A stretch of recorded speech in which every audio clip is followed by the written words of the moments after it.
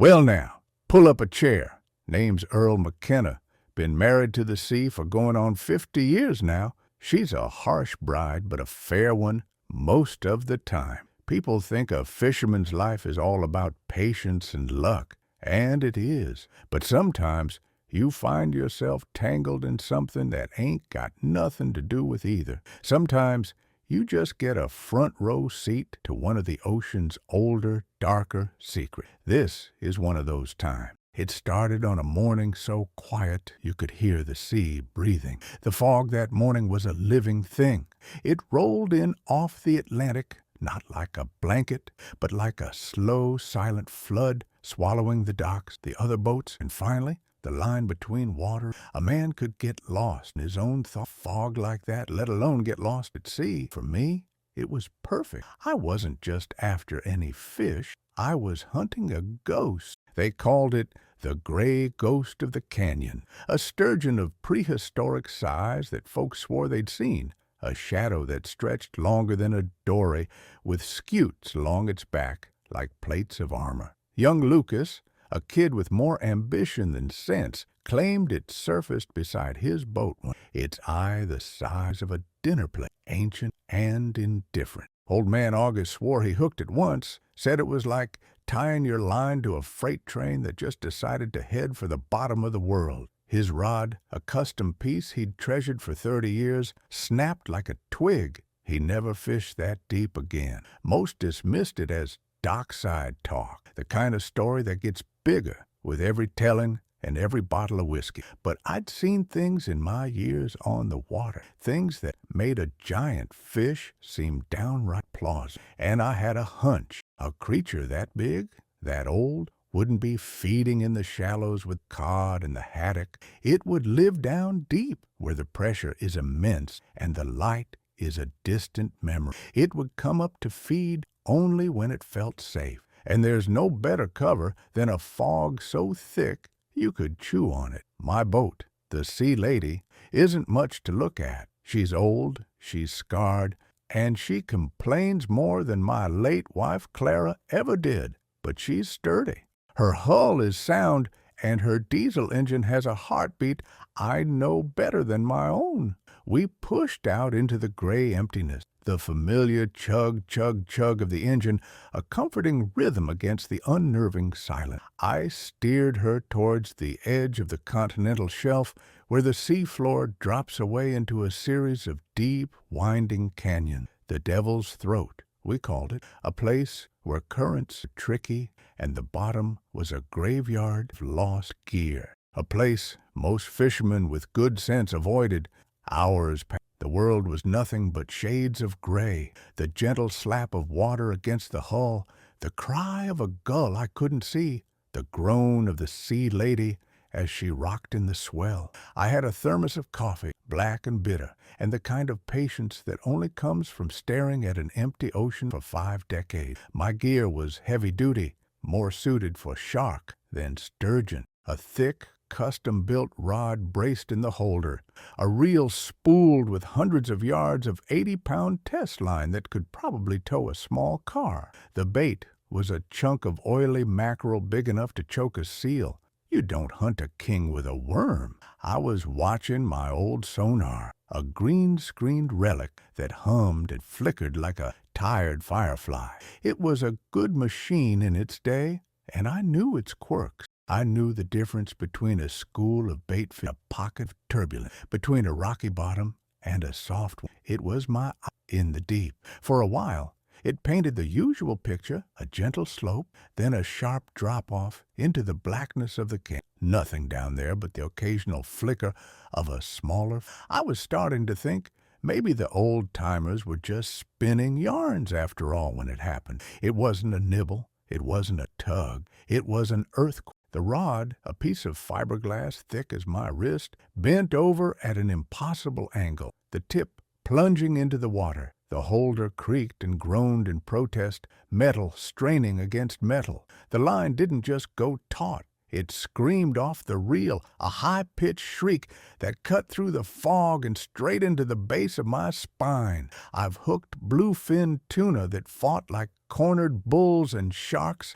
that pulled with the dead weight of a sunken anchor. But this was different. This was raw geological force. I scrambled, heart hammering against my ribs, and grabbed the rod, planting my feet on the deck. The power that surged up that line was staggering. It wasn't just pulling, it was pulling the sea lady with it. The boat, all 7 tons of her, lurched and began to turn, her bow being dragged around to follow the unseen titan. My first thought was pure adrenaline-fueled joy. I've got him!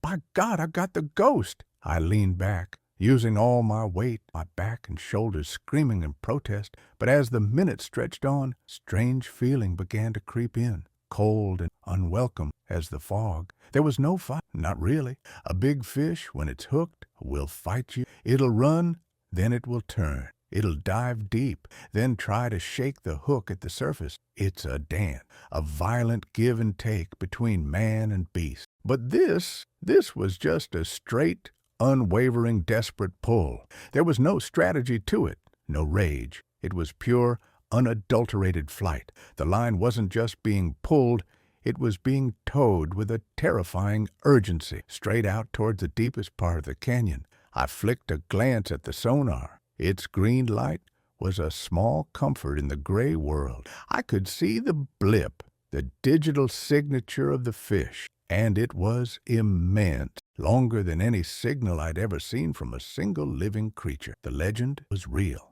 But then I saw something else. The screen was fuzzy. Static flickered across the display like heat lightning, and strange vertical lines would pulse and fade. I tapped the casing with my knuckle. Come on now, old girl. Don't give up on. I figured the strain on the boat's power system or the dampness of the air was making the old electronic. It had happened before. The fish, or whatever it was, just kept going. It didn't slow, it didn't tire. It was dragging my boat further and further from familiar waters into the heart of the devil's throat. The initial thrill of the hunt was gone, replaced by a growing knot of confusion and unease in my stomach. A fisherman knows the language of the fight. He knows the panic of a hooked fish, the stubbornness, the anger. This didn't feel like a fish fighting a hook. This felt like something running for its life. The question that surfaced in my mind was as cold and deep the water beneath me. If this colossal creature, this monster of legend, was running scared, what in God's name was it running from? The line was humming like a high-tension wire in a winter storm, vibrating with a frequency that traveled up the rod, through my arms and into my teeth. The sea lady wasn't a boat anymore. She was a sled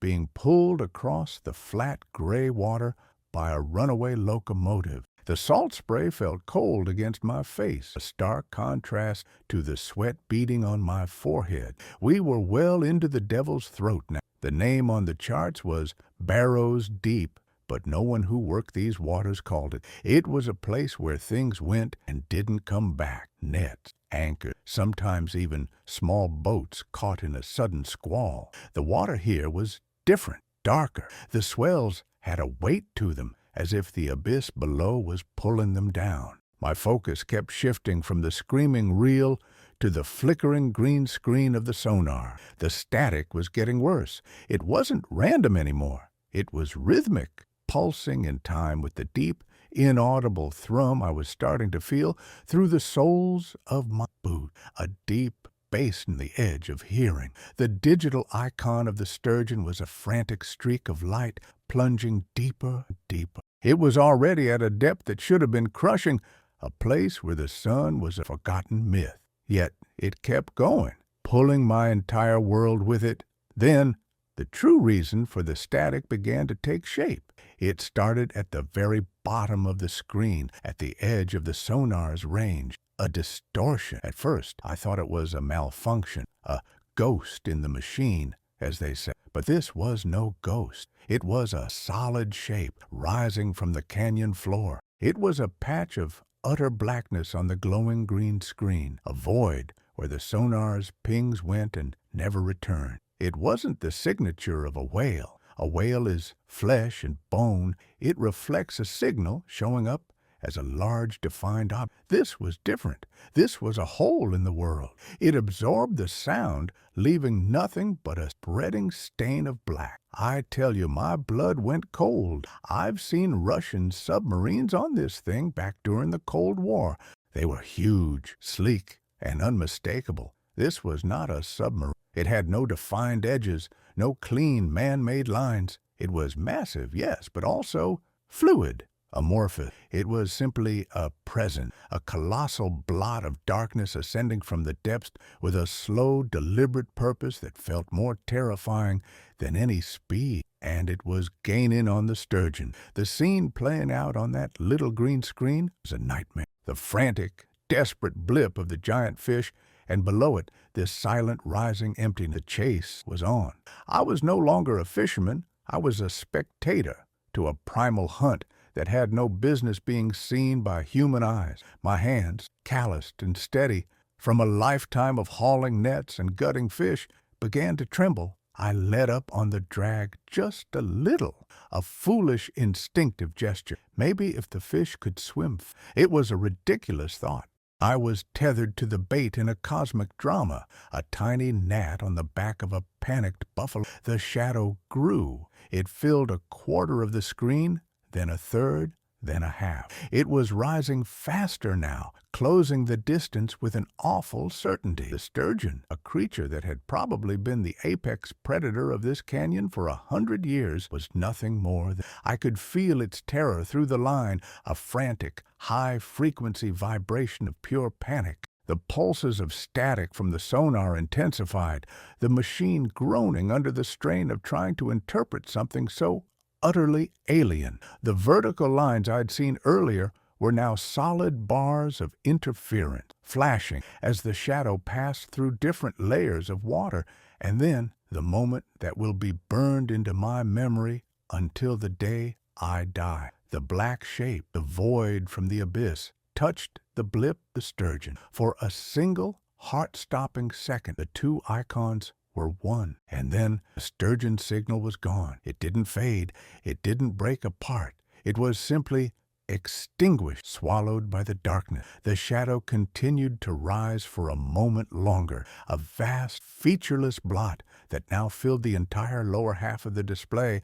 Then the screen went black. Not a flicker, a fade to gray. It was as if someone had thrown a switch. The comforting green glow vanished. The low electronic hum of the machine ceased. One moment it was my window into the deep. The next it was a dead piece of glass. And with the death of the sonar came a silence so profound it was physical blow. The chugging of the Sea Lady's engine, constant companion, suddenly sounded small and pathetic, a toy boat's motor muffled by a heavy blanket. The sound of the line slicing through the water was gone. The cry of the gulls was gone. It was like the world had been put on mute. The fog, which had been a simple weather condition, now felt like the walls of a tomb, and I was sealed inside. The air grew heavy and cold, thick with an ozone-like smell, the scent of deep water and something ancient. My line, which had been stretched to its breaking point, suddenly went slack. The tension vanished so completely that I stumbled backward, nearly falling over a crate of gear. My first thought, a desperate, hopeful one, was that the line had snapped. I started reeling, my hands working on pure instinct, my mind still trying to process the black screen and the suffocating silence. The line came in easily at first, too easily, but then I felt the weight again, not the powerful, living pull from before, a dead, sodden weight, a carcass. As I reeled, a new sensation began. The Sea Lady started to rock, but not with the rhythm of the sea. It was a slow, sickening lift and sway, as if we were no longer floating on water, but resting on the back of some titanic, breathing creature, a leviathan stirring in its sleep. I froze, my hand clamped to the reel. The boat rose gently, an impossible island in the gray fog, then settled back down. The water displaced around us with a oily surge, and that's when it broke with a soundless explosion of white water no more than 20 yards from my ball. The gray ghost of the canyons launched itself into the air. It was real. It was every bit as big as the stories, a primeval monster of slate-gray armor and yellowed belly, longer than my boat, thicker than a horse. It hung there for a moment against the pale fog, a creature but the majesty of the sight was shattered by what I saw in it. The eye, as big as a dinner plate, just as Lucas had said, was not wild or angry. It was wide with a look of intelligent, absolute terror. It was the look of a soul that has stared into the abyss and seen the abyss stare back. Then it crashed back into the sea with a sound that seemed to be swallowed by the oppressive quiet, leaving behind a churning patch of foam that quickly stilled. I was left there, standing in a boat that was still rocking from an unseen source, my line connected to a dead weight below, staring into the fog, the silence ringing in my ears like a funeral bell. My heart was a wild drum against my ribs. I stood there, frozen on the swaying deck, the rod and reel feeling like a child's toy in my hand, silenced in physical weight. The only sound, the creak of the sea lady's timbers as she settled from the unnatural lift, the soft, dripping sound of water running from the flanks of the great fish that had just crashed back into the sea.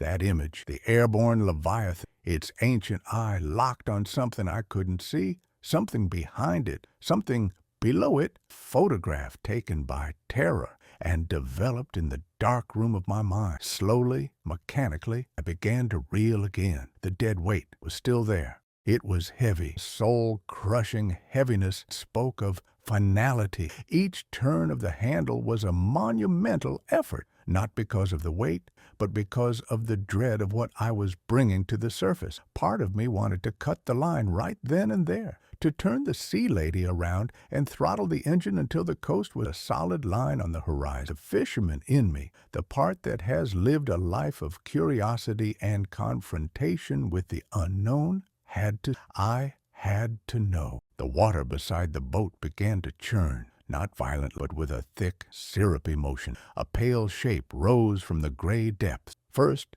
the broad, flat head, then the armored plates of its back. It surfaced with a sigh of displaced water rolling onto its side, a gray ghost of the canyon. It was dead. Its gills were still, its great mouth agape, the huge hook I'd set still firmly in its jaw. It floated there, a monument to a life that had spanned centuries, now ended in a moment of incomprehensible violence. I leaned over the gunwale, my breath catching in my throat. I wasn't looking at its size anymore.